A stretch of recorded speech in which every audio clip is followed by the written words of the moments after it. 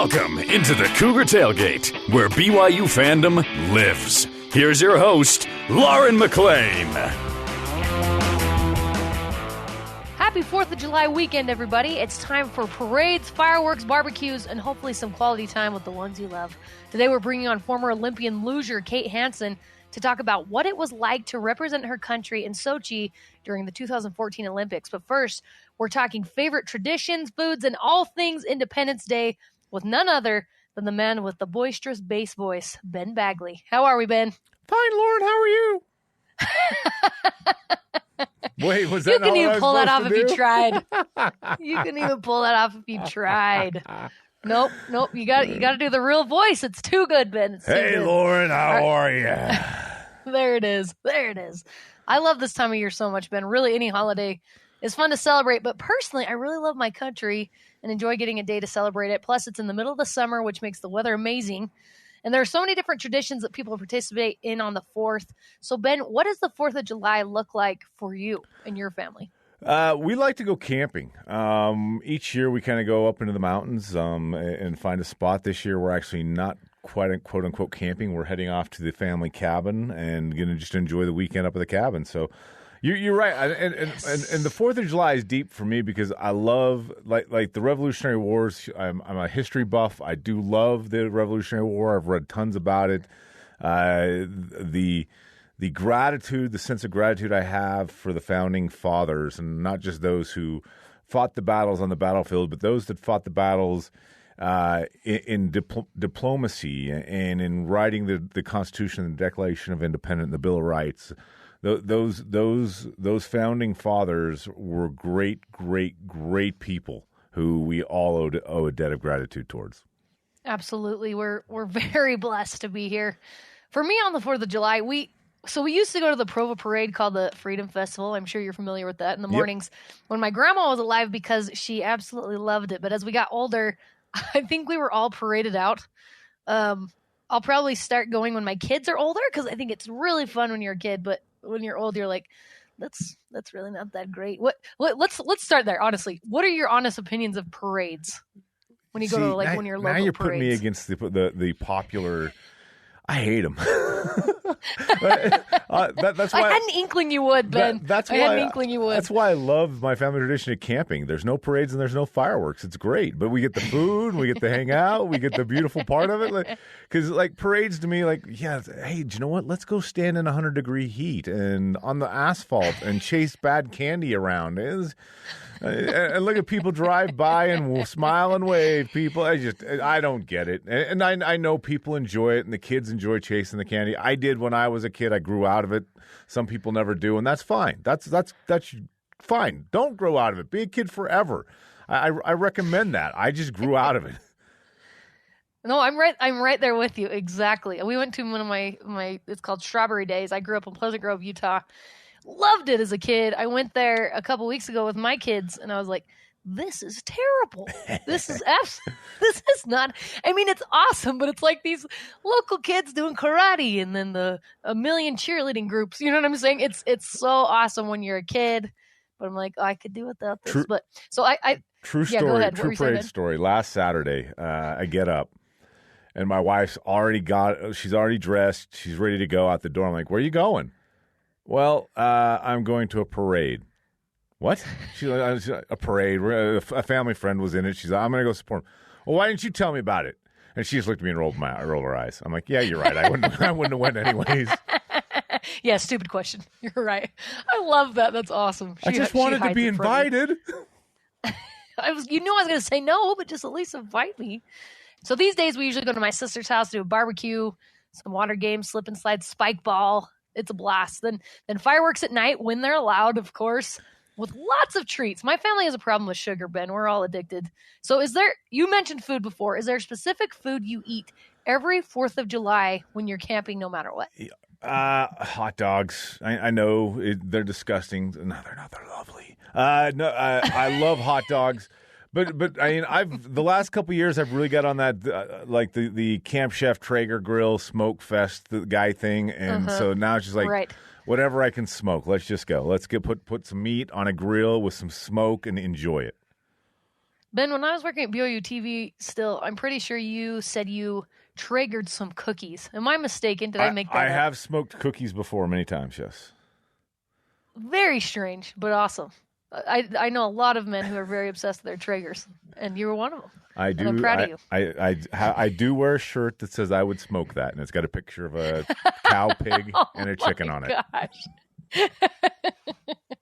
Oh, I love it. Well, okay, for me, the food is hamburgers. I am not a hamburger person. Never have been. But for some reason on the 4th of July, got to do it. You have to. Hamburgers and hot dogs on the 4th. Yeah, absolutely. Yep. I know. So do you have a most memorable 4th of July that sticks out to you the most? I don't. And mostly because a lot of them are very much the same, which isn't a bad thing. I just enjoy spending time with family. That's why my favorite thing about holidays is just chilling with the family. And you sit there, you tell bad stories, you play dumb games, you go to the pool, you have a water balloon fight. But it's the best. You look back on them for years, you're like, oh, that was great. That was great. That's the best part about it. We tell the same stories over and over again in my family, too. Still funny, though. Still funny, no matter how many times you're as long as you're not the butt of the joke, they're still funny. All right, Ben, in honor of the upcoming Olympics, who is or was your favorite American Olympian? You know, it's funny. You prepped me on this question, and it took me about 20 minutes. I'm just sitting there like, well, I don't know the answer to this. And my mind immediately went someplace, and it was Charles Barkley. And for the various reasons, like the one thing I loved about, and I'm a big Sir Charles fan, always have been. But what I loved about the Olympics is he played the Olympics games. He played versus Tunisia the same way he played versus the Lakers in the NBA. Like, he was going to dunk on you, he was going to push you around, and then he'd shake your hand afterward and joke with you.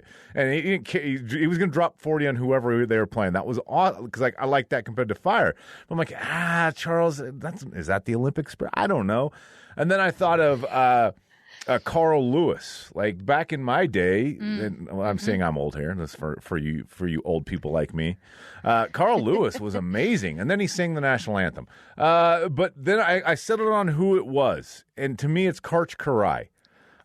And this is why. Really? Well, you're a huge volleyball fan. I am a volleyball fan, but this is a guy like 1984.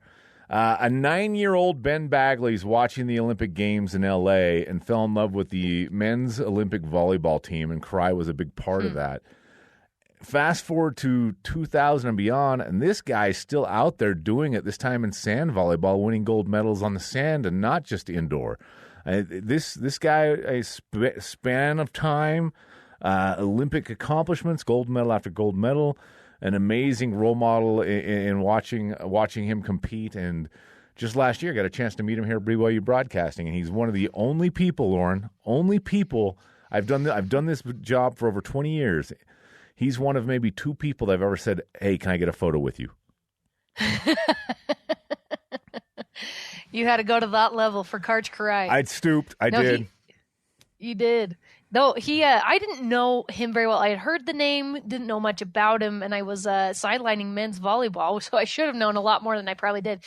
But Jerem and Steve Vale flipped out when they heard he was going to be there at the game. And I'm like, what is the big deal with this guy? And then did my research, heard him talk, met him, and he's incredible. So I love that pick for you. And it's funny you said Charles Barkley, because the dream team was absolutely the number one thing that came to my brain when I thought of my all-time favorite American Olympians.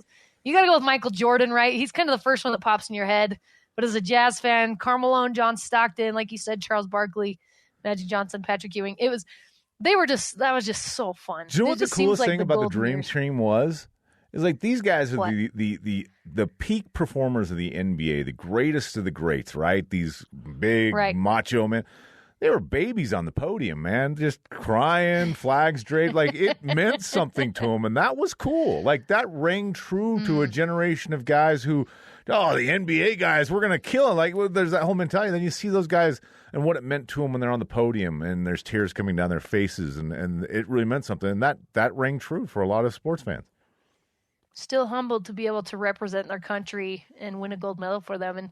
And I love when you watch the documentary, The Dream Team, it shows John Stockton. No one recognizes him. They obviously they see Charles Barkley freaking out, Michael Jordan. And there's John Stockton walking down the street with his family. No one even bats an eye. That's one of my favorite parts about it. But cool for him because he can actually like enjoy his time, right? I think they were in Spain. Is that right? Barcelona, yes.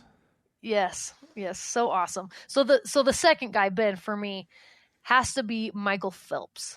He was a really close second. He is, widely considered the greatest Olympian of all time because how many gold medals that he won. He's a force to be reckoned with and kind of in my generation. So Michael Phelps, it was for me. That's the first time in his life he finished second in something. Sorry, Michael. Hope you're not listening to this. I know. Yeah, but I think he'd be okay to be behind Michael Jordan. Don't you think? He might be all right with that. There's a lot of people in that line. Yeah, no, very, very true. All right, coming up, she danced her way to 10th place in the luge at the Sochi Olympics in 2014 and will join us to reminisce about what it was like to be one of the best athletes in the entire world. Kate Hansen up next on Cougar Tailgate.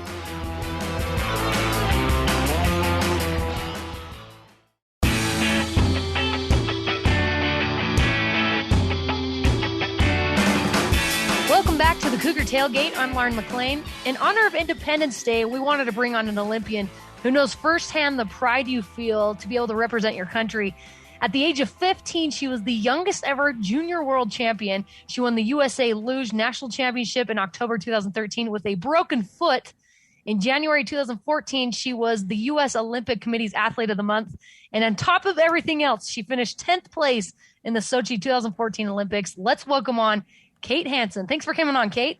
Wow, what a nice intro. Anything else I can throw in there, Kate? Anything else you want me to add? It's just a good reminder of, wow, I like forgot about some of those moments. So I'm feeling very flattered over here. So. No, you're an incredible person. You've done some awesome things. It's been 7 years since you competed in the Sochi Olympics. How does that make you feel when you think of that? 7 years. My first thought is good riddance. Wow. I'm so glad I've made it this far out of the games, but also it just time really goes. But I also just feel, it brings all the emotions. I think I feel so much gratitude.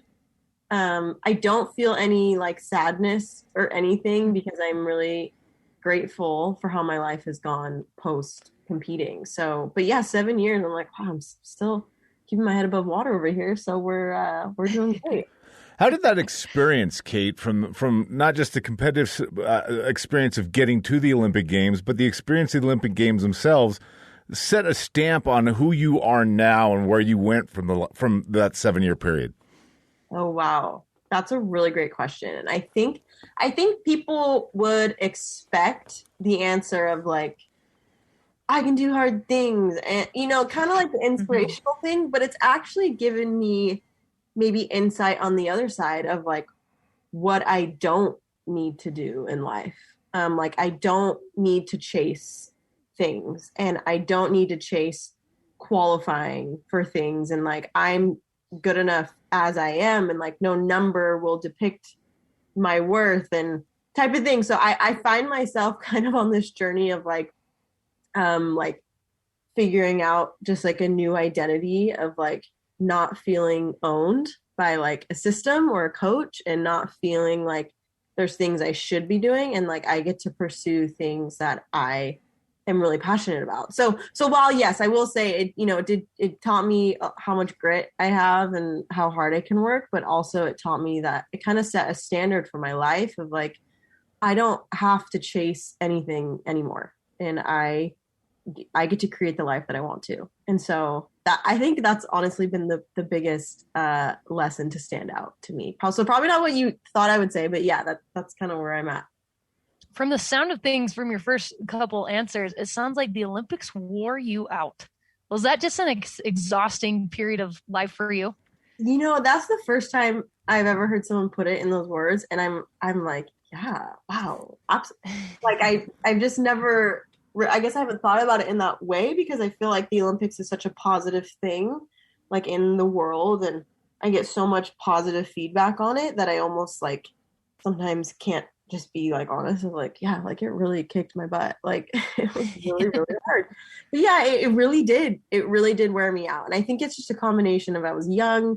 I was only 21 when I retired, and I competed for 11 years. So from 10 to 21. And it just, I just grew up really fast, which is incredible. And I had so many amazing things happen, but also like it really depleted me in every sense of the word. But that's also the beauty of the games, right? Is like it takes that level of like being a psycho to like keep yourself in that realm of pain for so long. I mean, like the injuries that happen and like just the like I was away from my family for like 7 years, and I think that's what makes the Olympics so emotional for so many athletes is that everybody sacrifices everything they have, including their own health and their own body. And so by the time they finally get that moment to be there, it's just emotional. And then of course the viewers are watching and it's emotional. So it just, I think because of the fight, it holds so much meaning for a lot of people. I want to go down that rabbit hole just a little bit with you because I was going to ask a different version of this question, but your answer there kind of changed it.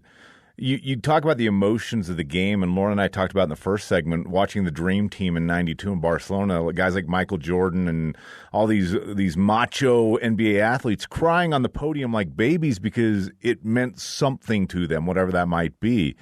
In your Olympic experience, the opening ceremonies, competing at the gate the first time, finishing wherever along that line, how would you best describe those emotions? Was it a sense of accomplishment, a sense of finality, a sense of pride? What was the emotions through that Olympic experience?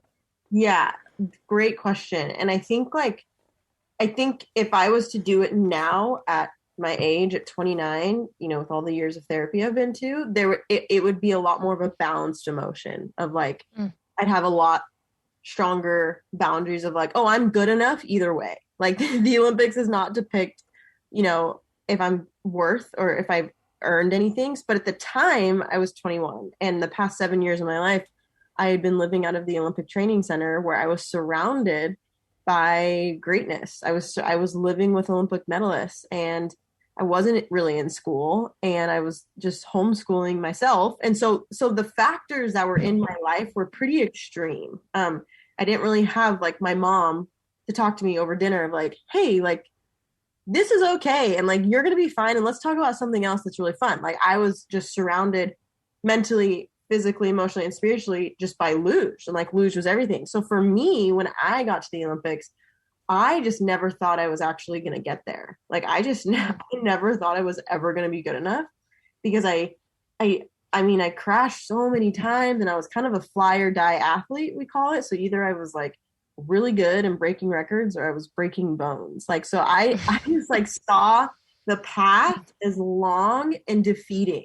And I didn't really see it as like, oh, like, here we go. Like, this is my moment. This is it. I was just like, I'm just trying to keep my head above water and like trying to walk out if you're on 2 feet, which didn't even happen. I walked out of there on 1 foot. So like, so by the time I made it, I was feeling these feelings of like, oh my goodness, I cannot believe I'm actually here. Like, I cannot believe that things actually worked out. And like, and I also just like, can't believe that like, it's finally over. Like, I don't have, like, I finally achieved this thing. So like, I don't have to still do this if I don't want to do it. And so, but I think it's different for every athlete. I had a lot of athletes, a lot of, teammates that were just like representing my country was everything, and just like being on the world stage like that was everything. And so I think every personality consumes the experience differently. And for me, I really, a girl from Southern California, I grew up surfing. Like